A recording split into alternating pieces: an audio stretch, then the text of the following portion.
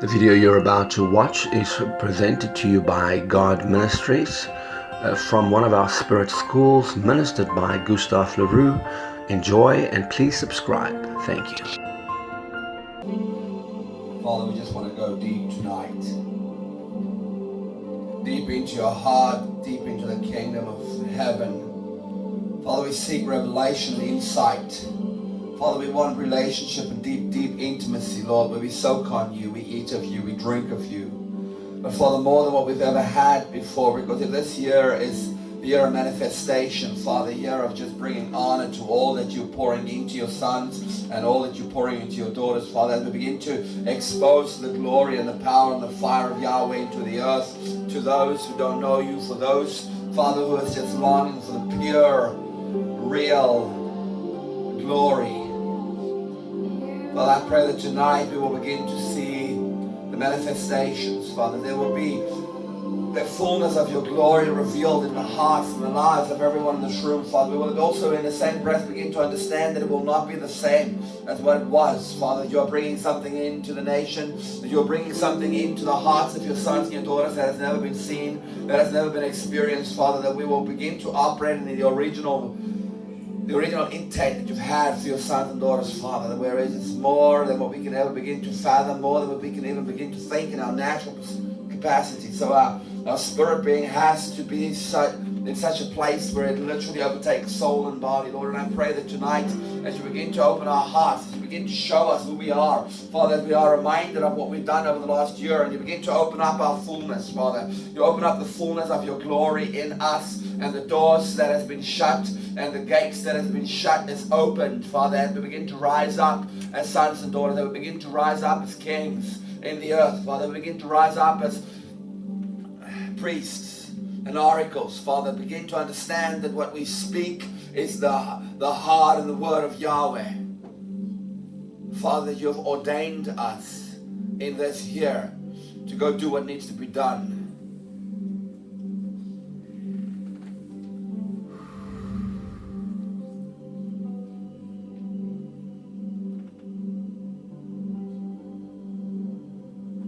Father, I ask for the open doors. That what needs to be legislated, Father, that which needs to take place in this city, Father. Because what happens in the city affects the rest of the state. But there's been a lot of change. You have brought a lot of fire into the city, Father. I see your seraphim just absolutely roaming the streets.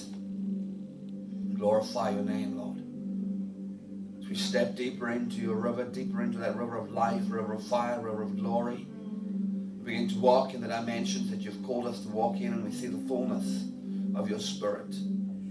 We live and move and have our being in you. Tonight we ask for revelation as you bring to remembrance that which we have done already over the last year. Father, open us up to receive what we need for this right now.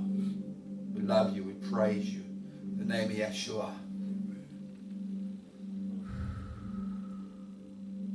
Amen.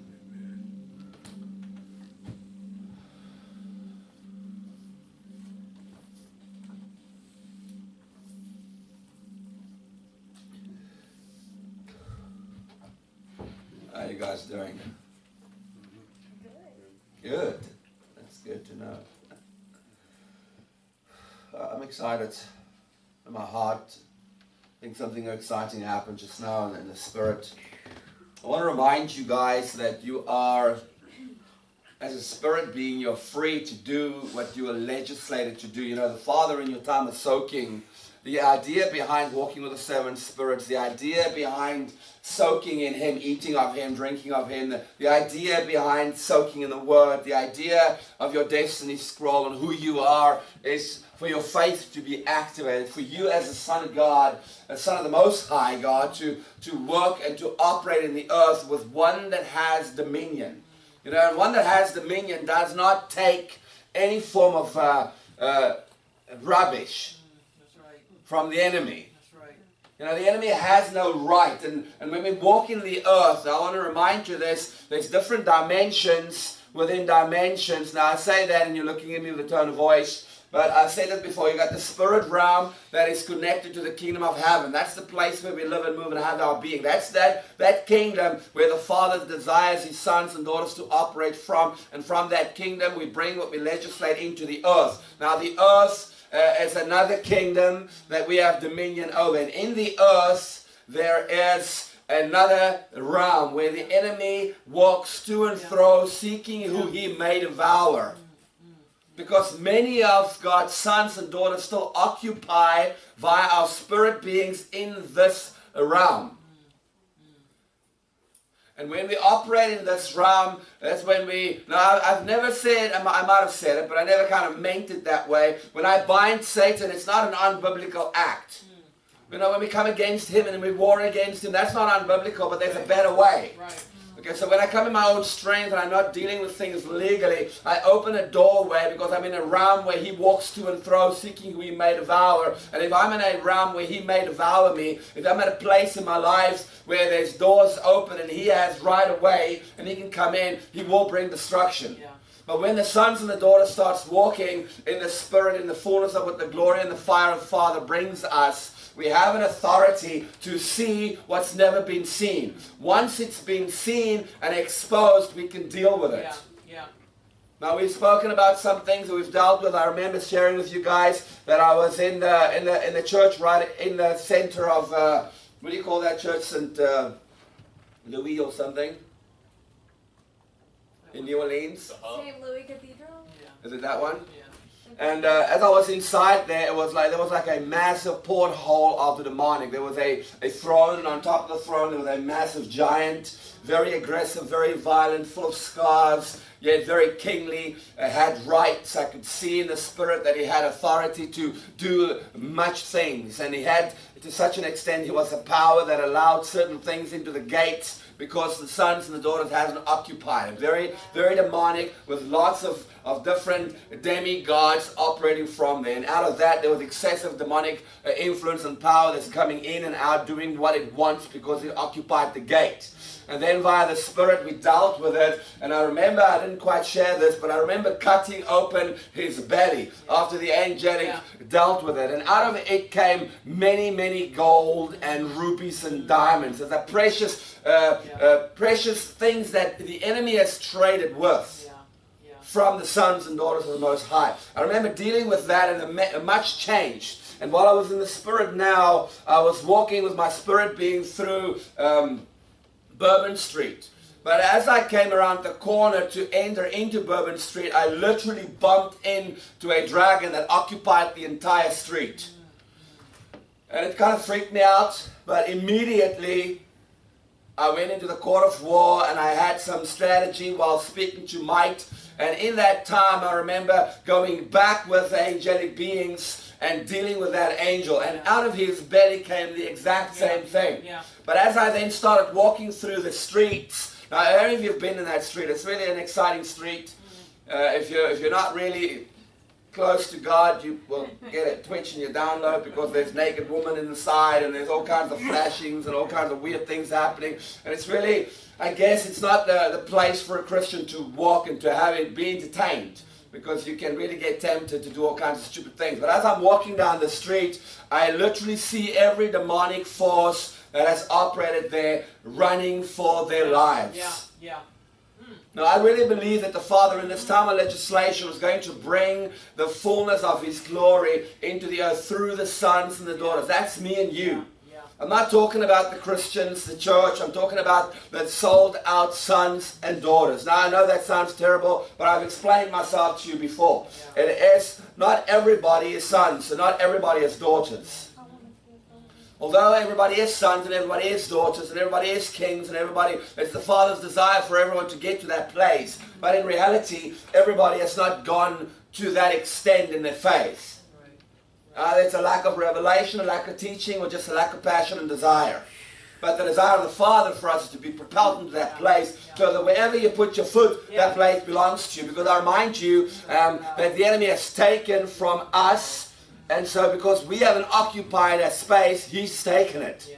Now I've heard and I've seen many Christians going into the streets in that area, really proclaiming the gospel to the unsaved and doing all kinds of things, and that's really wonderful. But the idea behind the legislation that the Father wants to bring in this time and season is that by Spirit being the one full of His glory, the one that can handle face-to-face communication, the one that is consumed in His presence, the one that has revelation, the one that has lived and moved and had His being in Him to such an extent that I breathe His breath and I walk His walk. That Spirit being walks in the earth and brings the full power of Yahweh.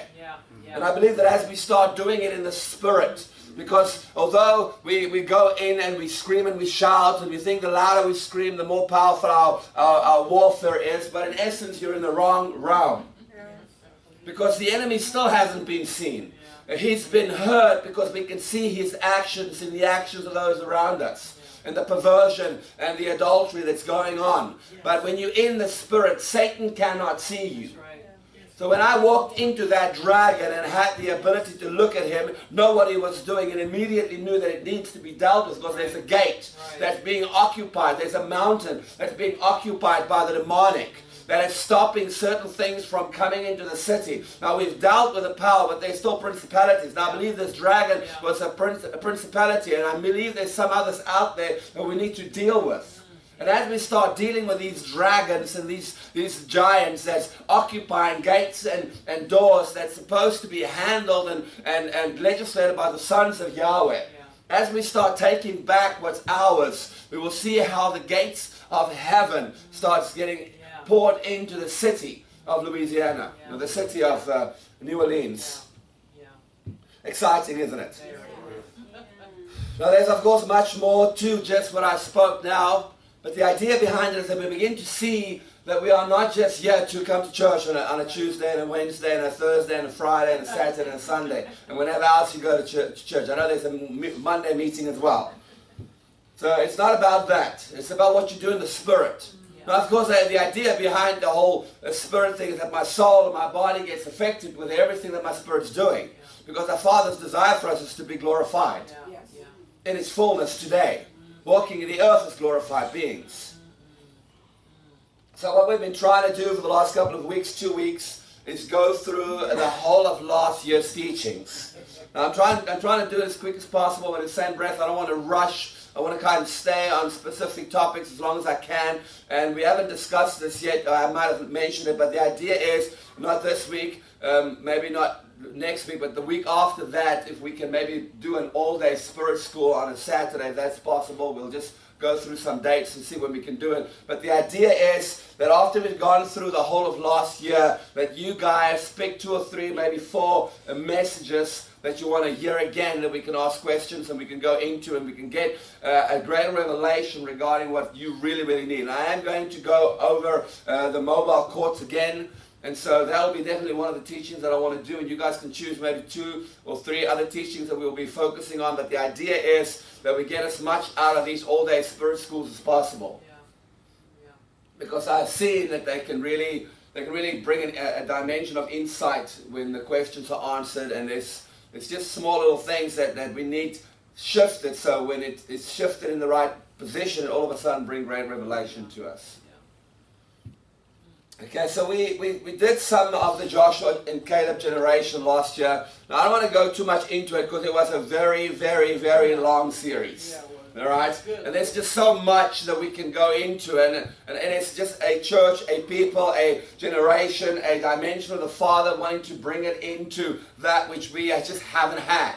You know, if we are a generation that can make a decision tonight, are we going to die because we don't want to change, or are we going to do what Joshua and Caleb did and go with what God had? Because if we're not, we're just going to end up being a generation that will die off and never receive the fullness of what the Father wanted to bring. Now, the reason we haven't had the fullness of what meant to be ours is just simply because it was available, but it wasn't taught in its fullness. So there was a measure of it out there. There's always been a measure of that dimension out there, because if you look at Enoch, he had it right there. Moses, all these guys, they had a dimension of what we're teaching today that the rest of the church just never tapped into. See, there is always a handful of people that will go the opposite direction because they want something greater than what's being taught. Just because the masses are doing it doesn't mean that's the only way. Right? Jesus had spoke to thousands and thousands of people. And a matter of fact, Jesus had meetings where there was 20,000 people at a time. I mean, 5,000 men, and how many men are here tonight? 5. 3. Okay, so and the rest is all women. So do you think it changed over the last 2,000 years? No. It's probably the same. So you're looking at 5,000 men, there must have been at least 15,000 women and children.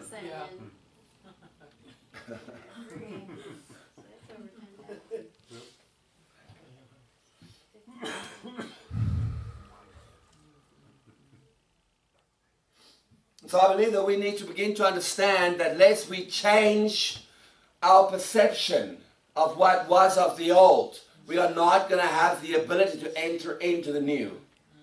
And I look at Joshua and I look at Caleb and I look at their attitudes. Now I want you to understand, they came out of the same slavery.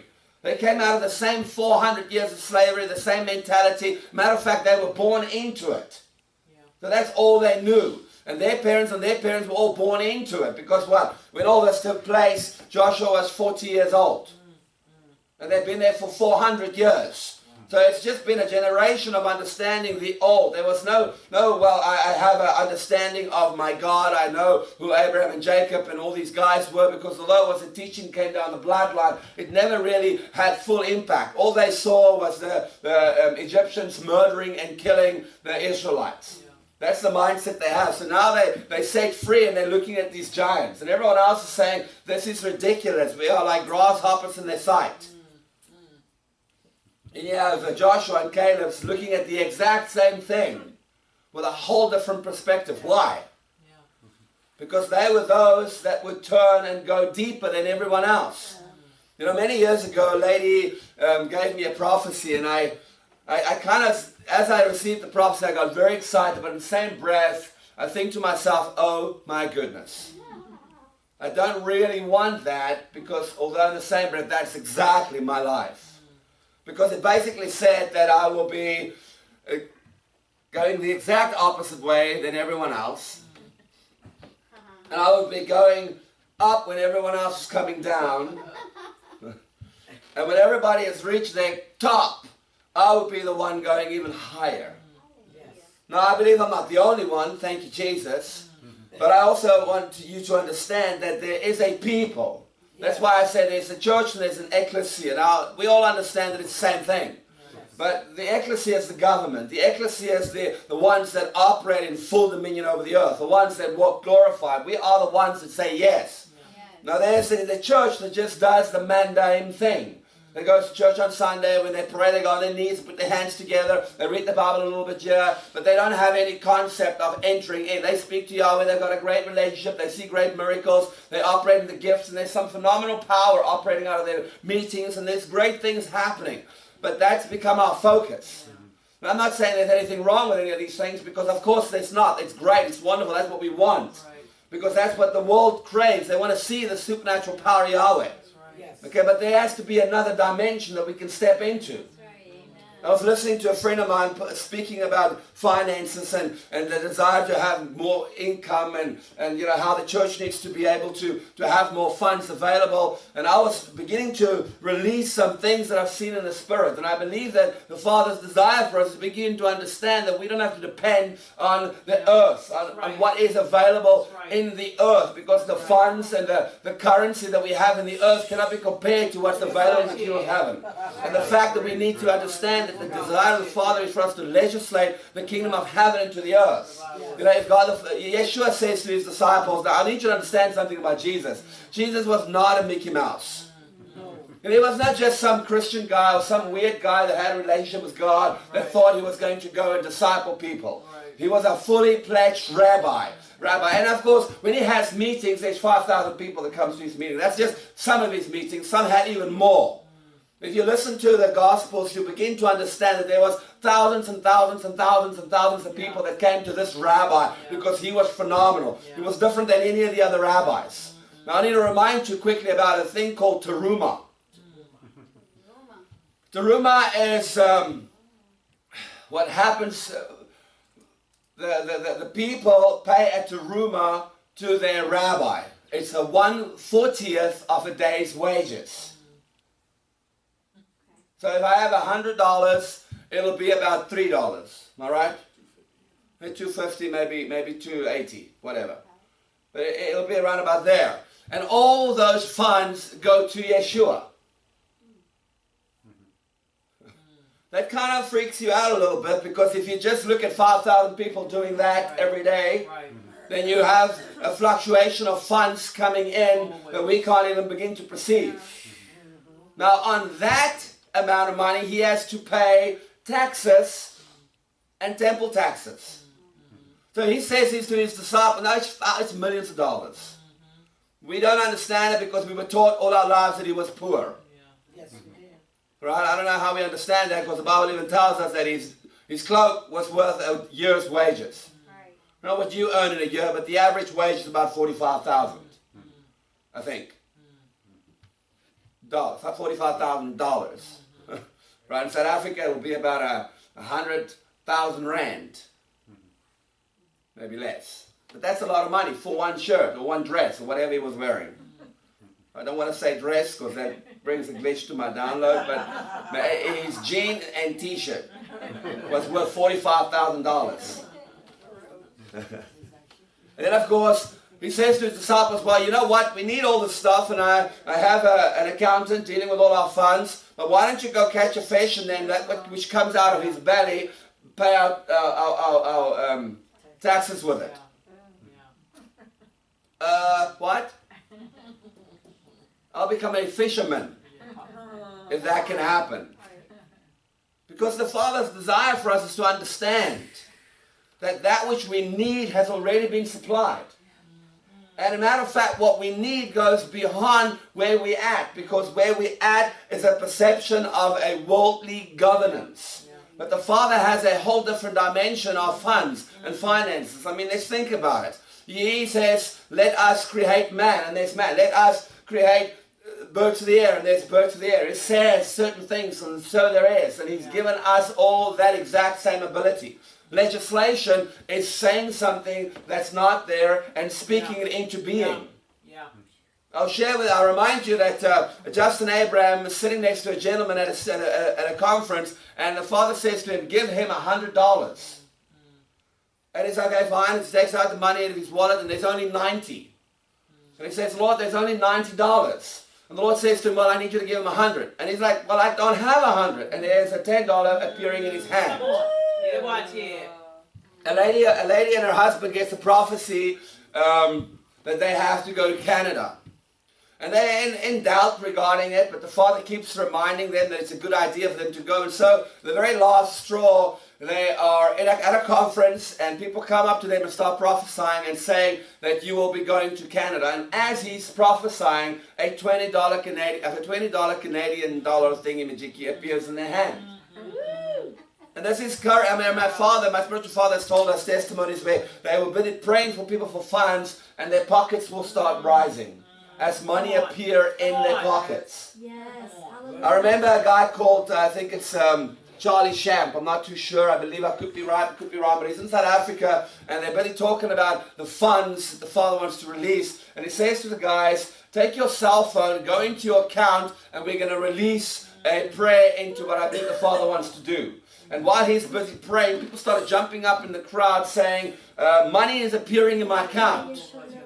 This one gentleman stood up and said, I had 10 rand in my account, and it increased up to 7,000 rand. That's about $700. Hallelujah. See, we need to begin to understand that a mindset needs to shift. Yes. Because yes, it'll be great if I have my own business and I can earn millions of dollars. It'll make my ministry life so much easier, but that's not what I do. I read my destiny scroll, and owning a business is not part of it. I'm thinking, God, come on. Come on. I had my own personal training business for years. And now what am I doing? You know? But he wants us to understand that that's not how he wants it to work. You know, I have to talk to you for you to listen and hear me. That's not how it was in the original content of it. I have to get into my car to travel. It's not what He intended. For me to go from one nation to another, I have to climb onto an aeroplane. It's not how He wanted it to be. Amen. Jesus comes and He says to His disciples, He says, I think he spoke to Simon, I'm not too sure which one it was, it could have been Thomas. He says, when you were sitting at the tree, remember that? Nathaniel. On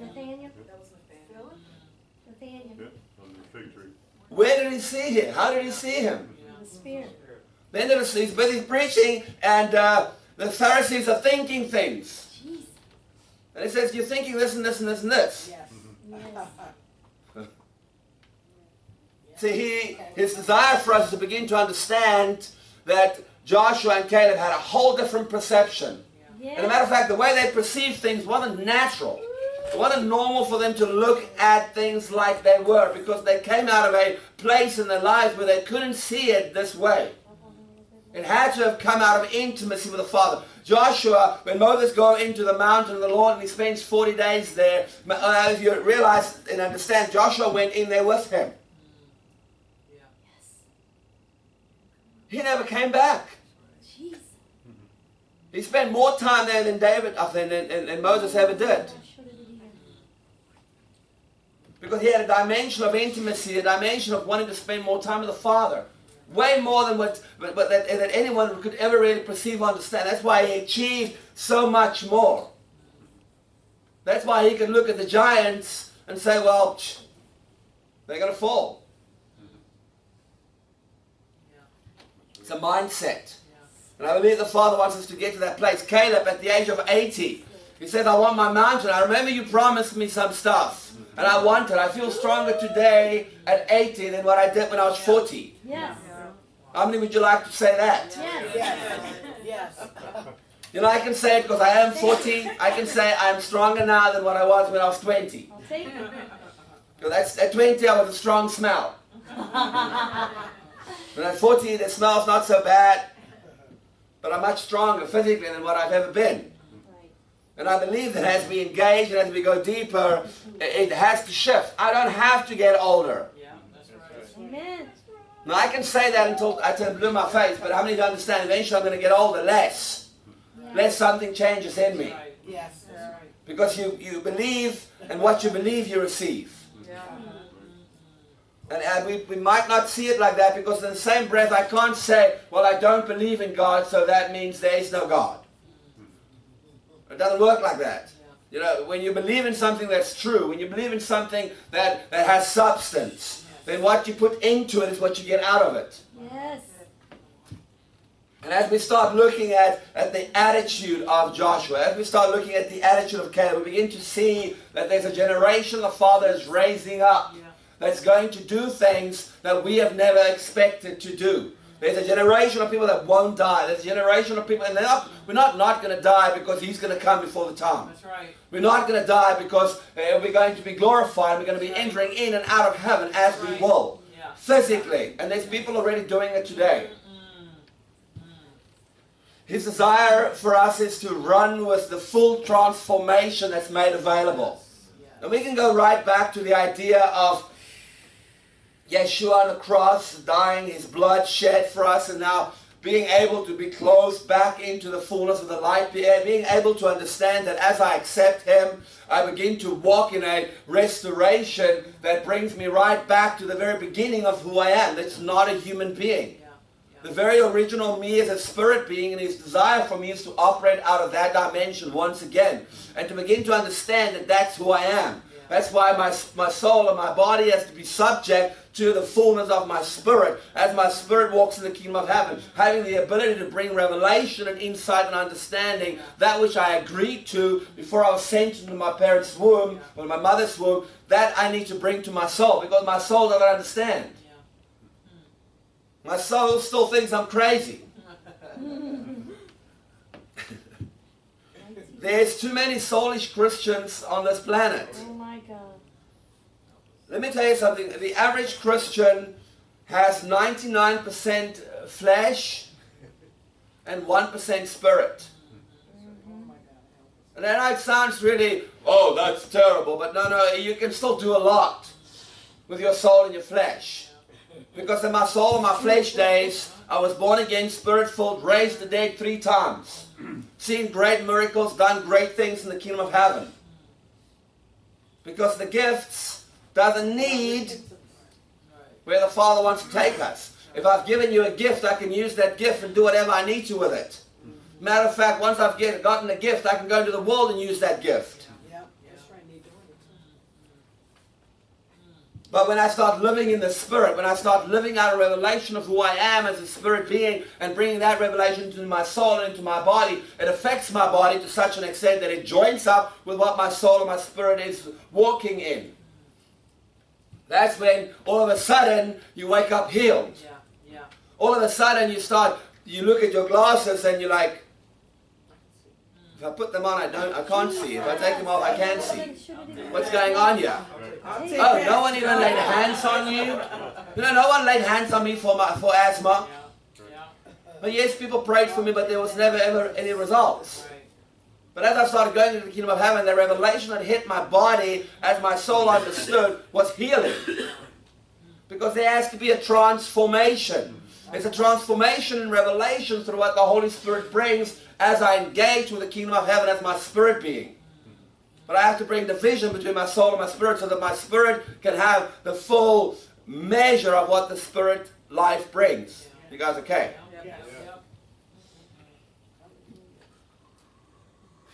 The transformation starts with me having the ability of going into the kingdom of heaven. Now I remind you of this. I have to go in as often as possible. Yes. As often as you possibly can. Because the idea is, because I'm born into this world, I'm born as a physical human being in this world, all I understand, all I perceive is this. What is physically in front of me, that's all I really understand. Anything spiritual, or even when it comes to my emotions, how many of you understand emotions is not something you can touch or feel or see? And so it can easily run your life. Okay, but the idea behind what I believe the Father wants to bring is that I step into a place where I can see exactly what the Father wants to bring. So though this is all I know, this is the physical, my spirit is the true me. And if the blood of Jesus brought me to a place of transformation, a place of complete restoration, then I have to take that dimension of what's available to me and run with its fullness. That's why I have to go in all the time. That's why my imagination is key, because it's the eyes of my understanding being enlightened. Because it's not really the word, but I've said this a million times and I might just have to repeat it another million times, because the word imagination is an abomination to what's really happening as my soul begins to see what my spirit's doing. Because if I say imagination, everybody's reminded of when you were 3 and you had this strange little friend that no one could see, and they told you to stop imagining things now. And shutting everything down to such an extent that you never use your imagination. Then of course we've got the King James Bible that we all love so much, and it tells us that all imaginations is problematic. So that just shuts your eyes of your understanding down completely. Right. So subconsciously you can never engage with the spirit realm because you have to use your imagination, because that's the eyes of your soul. And so as we begin to understand through revelation via the Spirit that my imagination is actually the key into the spirit realm, because what I see in my soul is what I believe. That's why if my body looks at a chair, my soulish understanding of a chair is that if it's steel for myself, because I'm 300 pounds, that if this chair's steel, I can sit on it. If it's not steel, I'm going to think twice. Because I've had experiences where they did not hold me. Right? But my spirit is a whole different ballgame, because what I see in the spirit, I can't relate, because I've never seen it. My soul does not perceive any of the things that I see through my spirit being. That's why Holy Spirit has to bring transformation. Yeah. I have to engage with the Holy Spirit. I have to meditate and study on the Word, because that which is in the Word is a porthole for me to go into to have greater revelation given.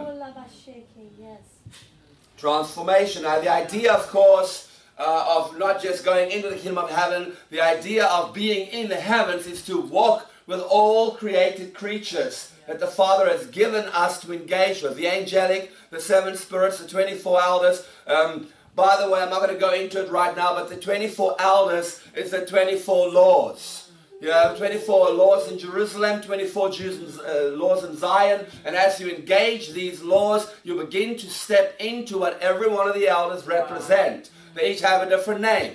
They have a different understanding and perception. As you engage them, it literally unlocks and opens dimensions within the kingdom for you to engage with and to go into. But we don't understand that, we don't perceive that, because we were taught that you can only worship Jesus. Now that doesn't mean that if I engage with something other than Yeshua, that I'm worshiping anything else, because that's not possible. That every living creature in the kingdom of heaven that brings the glory and the fire and the passion of Yahweh, you cannot and will not want to worship. It's impossible, because they first of all won't allow it, and because of our lack of understanding, you might look at a being and think that it's Yahweh because of the glory that comes out of it, but they will very quickly make it very clear to you that they're not. So that fear of, well, I don't want to worship anything other than God, needs to be set aside. Because the enemy is stealing from you, because the idea behind it is, when I walk in the kingdom of heaven, I can have engagement with the angelic, and they can teach me, and they can show me, and they can guide me and direct me to a deeper path into Yahweh. When I walk in the kingdom of heaven, I can engage with the seven spirits, and the idea of the seven spirits is to place me in a position in Yahweh, in Yeshua, in the fullness of the Holy Spirit, so that I can operate in a greater dimension of intimacy in my life. That's where they teach me how to legislate. They teach me how to war according to the court of war and what might brings. They teach me what to do in the court of angels. They teach me what to do by the table of 70. They teach me about the court of scrolls. They teach me about the court of kings and fathers. They begin to open a revelation to me that the Bible, which I love, cannot teach me. Oh, well, if it's not in the Bible, it has to be extra biblical, and it's an abomination. Well, that's just your perception. And again, our theology was just given to us by man. Yes. And yes, there was a measure of the Spirit in it, but how many of you understand there's a measure of the Spirit in the Word of God, the written? That's just a dimension of the Word. Yes. That's not the fullness of the Word. The fullness of the Word has more than 9 dimensions. Now, when I started teaching this, there was just 3 dimensions. Now it's increased to 9 dimensions, and we might get to a place where every one of those 9 dimensions have another 9 dimensions that we have to go into to get the truth. Come on. Because all of that is meant to unlock the reality of bringing the kingdom of heaven into the earth. Because if you look at Yeshua's life, everything he did was to bring the kingdom of heaven into the earth. Yes. Yes. So what is the gospel? Let me tell you something, and you can fight with me all you want. The gospel is not Jesus Christ. Right. That's what they tell me. That's what they say. There's no such thing as the gospel of Jesus Christ. There's a gospel of the kingdom.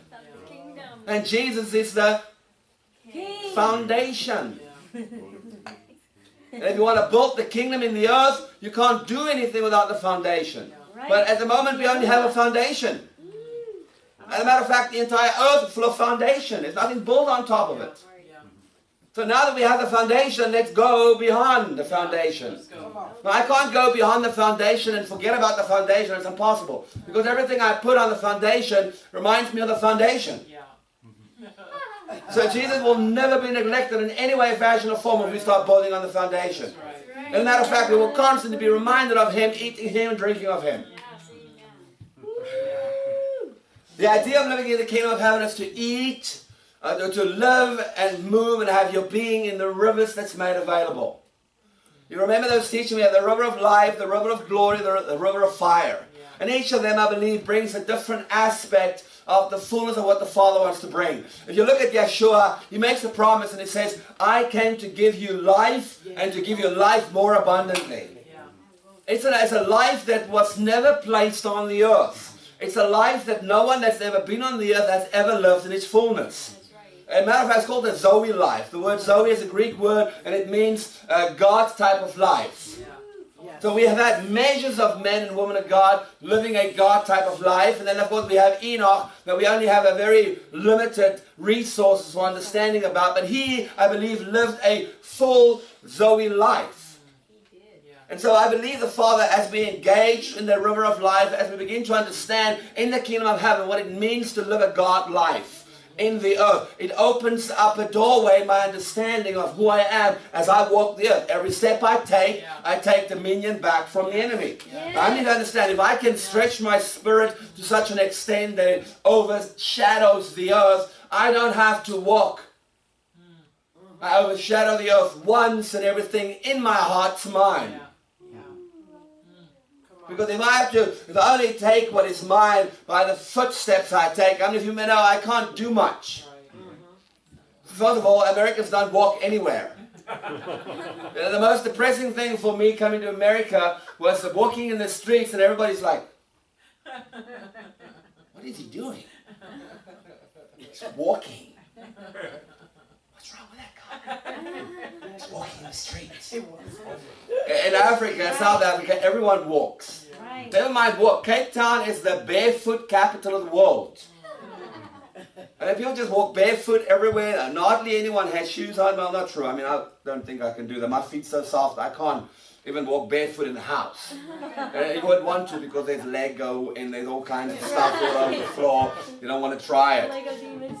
But no one walks around. And I'm thinking, you know, if I have to go according to what the word says, wherever you put your foot in, we as Americans are in a problem. We have a big fat problem because we don't walk nowhere. We have all the buildings because that's where we are. Wherever there's aircon, that's where we go. But the rest of the earth, it's just not going to be taken. Africa, you might be okay there because everybody walks everywhere we want to go. But that's not going to work. So I believe that it happens in the spirit. I believe that I have the ability to expand my spirit. How many of you experience that? Because whatever I hold in my heart, I can change. And we are called to change the world. We are called to legislate and bring back into the earth all that which the Father has brought in. And we have to begin to walk in the fullness of what He brings us. Yes. And so engaging in the river of life, it brings me to a place of understanding the life that the Father wants me as a son of God to live. Because the God life takes back everything that's in the enemy's hands. As a matter of fact, the God life takes back the kingdom that's in darkness. And the kingdom that's in darkness is the kingdom of earth. And the kingdom of earth is given to man, so I take back dominion. It's mine. That's right. But you can have some of it if you want to. And then goes beyond the river of glory. Now the river of glory is that dimension of the Father that's made available through the blood. Now, in the same breath, it's always been available because Yeshua was slain before the foundations of the earth. So as you engage, as you push in behind everyone else, you have an ability to step into a place where you walk in the fullness of His glory. There's a river of His glory because as He stands, as He walks, as He lives in this kingdom, it literally just pours out of Him. It's not something He can stop or something that He wants to stop. It's something that flows through the entire kingdom of heaven. And we have the ability to bind the glory to us and legislate it into the earth. But you have to live in that river. You have to swim and bath yourself in that river. You have to climb into it. And that's why Yeshua, and I just want to say this, because we forget, for some reason we think that, well, if I eat, I take communion, I just eat of Jesus and I drink of Jesus. But how many of you understand that it's impossible to engage with Jesus without engaging with the Father and the Holy Spirit? Yes, that's right. It's just logic because they are one being. Now, my spirit is my primary being, but my spirit's not more important than my soul. Because if my soul's not there, my spirit's dead. Okay, now that's, you're looking at me with a tone of voice. But my spirit can't function without my soul. Matter of fact, my spirit can't function without my body. My body can't function without my spirit, and my soul can't function without my body. It's a combination of unity that gives me the operation that you see today. I can move my arms, I can talk, I can read, I can have my spirit in the kingdom of heaven. I can do things because I operate in unity with my being. And Yeshua and the Father and the Holy Spirit does the same thing. That's why together they're called Yahweh. Separately I'm called body, soul, spirit. Together I'm called human. Right? And so it's the same with Yeshua and the Holy Spirit. Together they're called Yahweh. That's why when I get baptized, I'm baptized into the name of the Father, the Son, and the Holy Spirit. That becomes the fullness that I'm baptized into. That's why Yeshua never said, I bind you in Jesus' name. He just spoke because He was in the name. And And so I believe that he wants us to understand that I am completely and utterly clothed in the fullness of the glory that comes out of him, and I bind it to me and I release it into the earth. See, there's ways of doing things in the flesh that can have great impact. But there's ways in the spirit that if we do the same thing, it can have an even greater impact. Because the idea of my spirit being is to bring it into such a dimension in the earth that it's physical. Now I know we don't understand that, but there's people that's done this. They've multiplied their spirits and they've been seen in 4 or 5 different places at the same time. Yes. Because if I can be here and at home right now, it'll be much better for me. If I could be here and at my sister's house in South Africa, Western area, Gauteng, that'll be great. Yes. If I could be here and minister in Europe or in Germany and Holland, I would rather do that. If I could be here and have 4 other spirit schools going at the same time, I'd rather do that. But see, we can't even begin to perceive that, and I remind you, he wants us to do even greater things than he did. And he was just the physical. Didn't operate in all the things that we can operate in today. Because I say this, the seed and the fruit doesn't look the same. And we are the fruit of the seed. So we don't look like him. We are greater. Oh, an abomination, brother, what are you saying? Well, I can show you. If I show you the apple seed and the apple itself, it's not the same. As a matter of fact, it's not just the apple, because it's the entire tree that came from the seed. So he put the seed in, that's what he did. He's the seed in the ground, and we are the fruit, but we're not the fruit first, we're the tree first. And as the tree we bear fruit, and the fruit has seeds in it. Because the fruit has to bring the image, and the image is the fullness of the tree and the fruit. It's more than just the seed. Matter of fact, that's what he meant when he said, you'll do greater things. Because in this earth, I have just given you an example. Now, if you go to the gym, I'm not telling you have to, I'm just saying, if you do, what they have is they have little samples of protein shakes. They have a sample of a protein bar. They have samples of all little things that you can taste. But how many of you understand, when I taste a sample, it's not the whole thing. It's just a measure of what's available. That's right. So Yeshua being my example is a measure of what's available. Yes. Preach it. He even went as far as to say, okay, well, let me just explain something to you. What I've done in the earth, if I have to write it down, it'll fill all the libraries of the world. Yes. And he had 3 years of ministry. So we don't understand what's available to us, because what we read seems to be the measure to what we put Christ into. But there's a dimension that is not put in the book. As a matter of fact, everything that's in the book is a little measure that Paul understood. How many of you remember Paul saying, well, you know, I was caught up into the third heaven, the kingdom of heaven, the fullness, the full supply of heaven, and there was things that was unlawful for me to utter. But then he comes back and writes 3/4 of the New Testament. So there was things that he could not utter, not because it was unlawful, because, it was illegal for him to speak of the stuff. He couldn't perceive it. It was out of another timeline. Yes. So now that we are beginning to understand the things that was revealed to him, because he knew it, but he didn't understand it, but now we have revelation of it, we have the ability to walk in a dimension that Yeshua never walked on the earth. But we can't even believe the things he did. How can we ever walk in the things he didn't do? Because let me tell you, the things he didn't do is not in the Bible. The things that we are supposed to do is not in the Bible. It's in the Word, but not in the Bible. Don't look at me with that tone. I know what you're talking about. All of this comes to an understanding where I have to bring my spirit to a place where in my spirit there's a door that's opening up. Because as much as I get born again, and what you understand is we immediately think that my spirit has to grow. So we believe I get born again. Now the original doesn't even say born again, it says born from above. Yes. But in the same breath, it's not so much born as what it is a back into reflection. So I'm not so much born again where I come out of a spiritual womb and now I'm a little baby and I have to grow. No, my soul is the baby. Because my spirit knows everything, my spirit immediately goes back into the Father and begins to remember all the things that it's walked in. Because when Yahweh said, let us create man, man was there, mankind, not Adam. Because if it was just Adam, then how could I have agreed to what is on my scroll before I entered my mother's womb? How can Yeshua say, before you entered your mother's womb, I knew you? Mighty God. So I was created at the day when he said, let us create man. Now if you really want me to explain that, we can go to the movie Man of Steel. Have you ever seen that movie?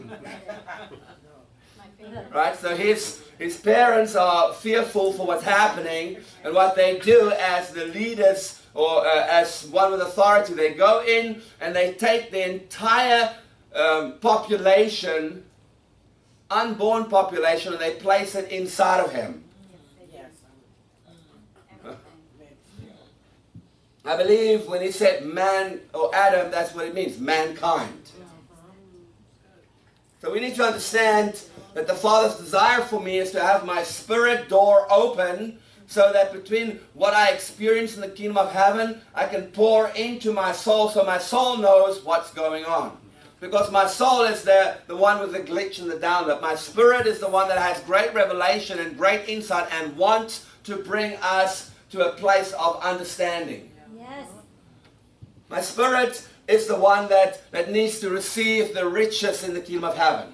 Now I said to the Father, well, I don't want to be rude or anything, but can't my soul and my body get the riches? Exactly. That'll make more sense to me. But he says no, because I want you to understand the spirit has to be rich in diamonds and rubies and gold and currency, because out of that richness, out of that perception of what it means to be rich, comes all the fullness of what's added and given from the kingdom of heaven to my soul. My soul's the one that needs the scrolls and the revelation and the insight and the knowledge and the wisdom. And it's my body that needs the power and the fire and the might and the glory. Yes. And so the idea is that my spirit goes in there and receives all the things that's made available. And then it begins to pour into my soul. Because my spirit really just needs to be reminded. Because it's lacked memory. So as I walk deep with the Father, that's why there's more to the Word than what's written. Because when I'm born again, my spirit immediately has access into Yahweh, into the Word, where I can walk in the Word, perceive in the Word, have knowledge and understanding in the Word, and from the Word, and through the Word, as the Word begins to engage with me, as I begin to engage with the Word. It's more than just Jesus. It becomes the Christ. It becomes the Son of God. It becomes the fullness of Yahweh. It becomes the 22 living Hebrew letters. It becomes that which was spoken that I can still grab and take out of the atmosphere. It becomes all that it's been from the very beginning before creation even started. It is that place in the Father that everything came out of. Yes. It's a dimension Amen. that the Father wants us to literally walk in. Amen. Exciting, Amen. isn't it? Amen. Let's stand. Exciting. Now, I don't want to be rude or anything, but we're seriously going slow on this one.